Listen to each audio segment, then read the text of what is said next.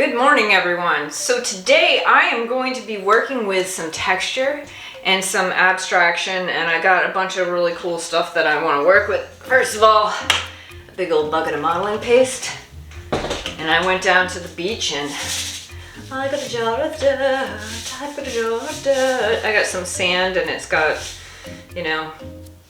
beachy things in it. So I'm gonna mix those together and I'm gonna put them on a canvas and see where we can go with that creatively. All right, so I am starting up by putting a little modeling paste in a bowl and mixing some beach sand in with it to give it some really cool texture. And look at that, looks like tapioca pudding. Not really.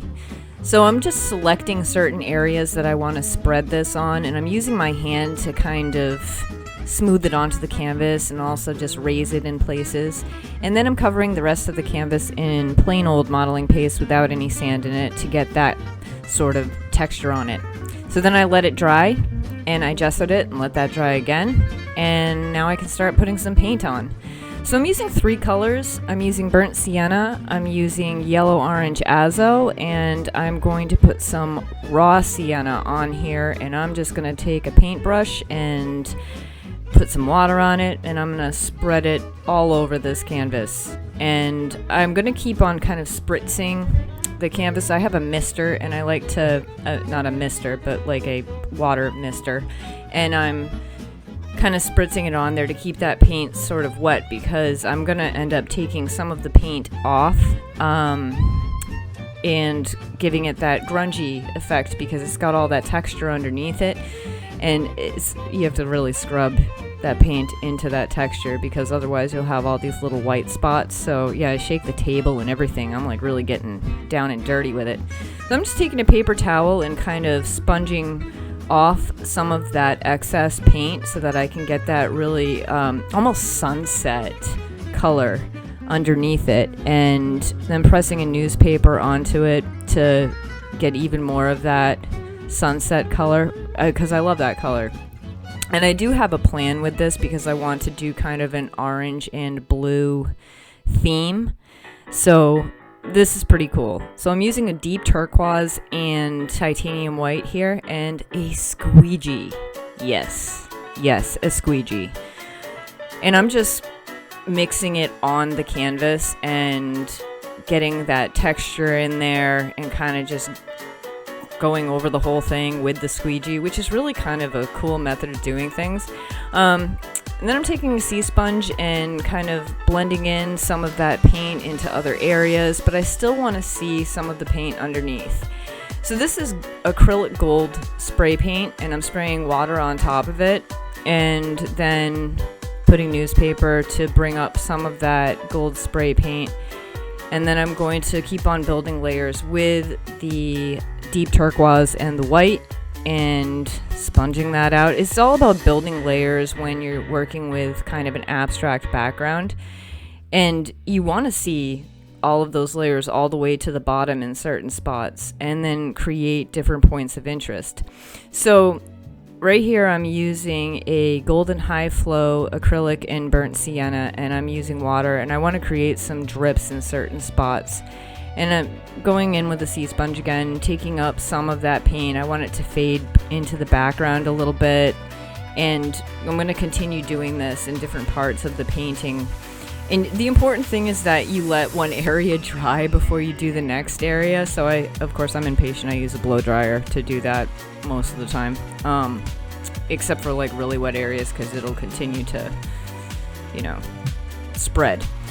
So all kinds of tools I'm using here. I mixed a yellow ochre with a little bit of white and a little bit of that yellow orange azo to kind of bring a little bit of light to this deep sunset background on the top.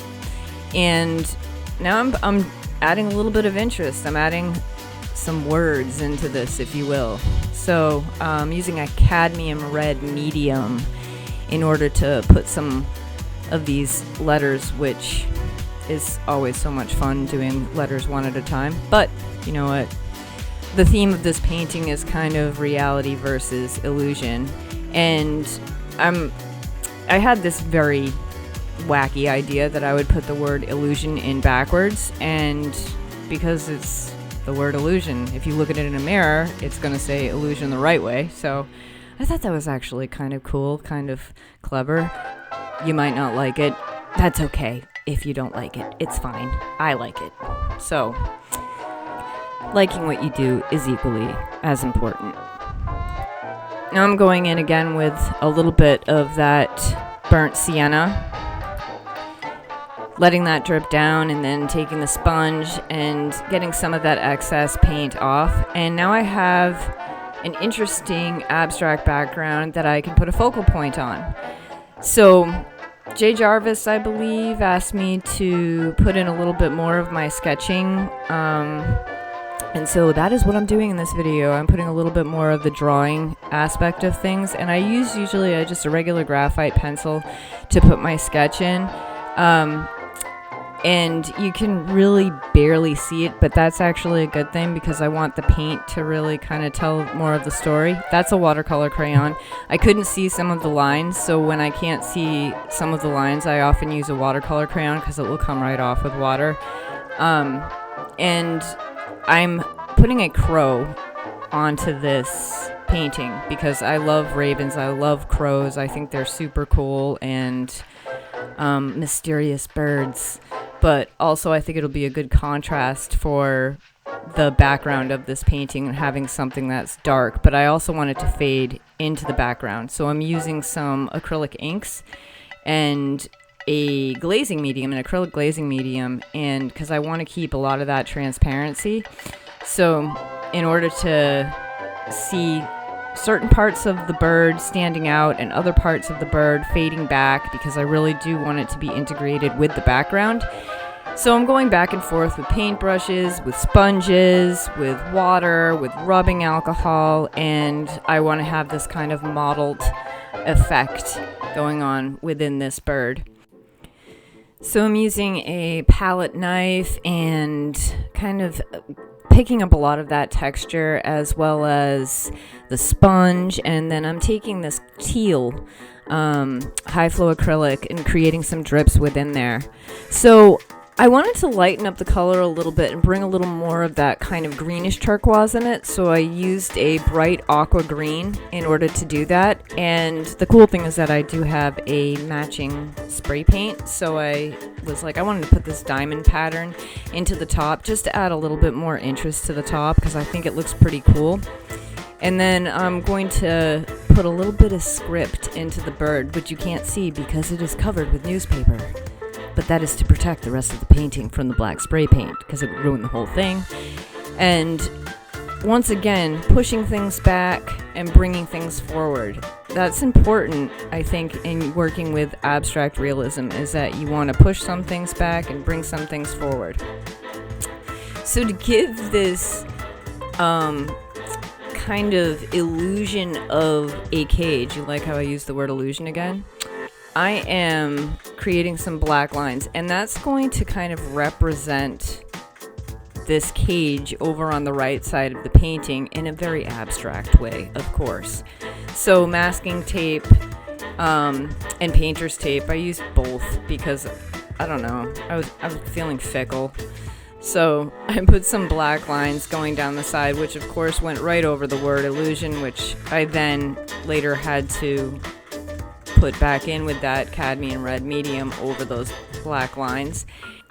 So now we are into the oil painting portion of the video where you see me going completely out of focus, painting the bird's head, which I was extremely disappointed about because I was proud of that bird's head.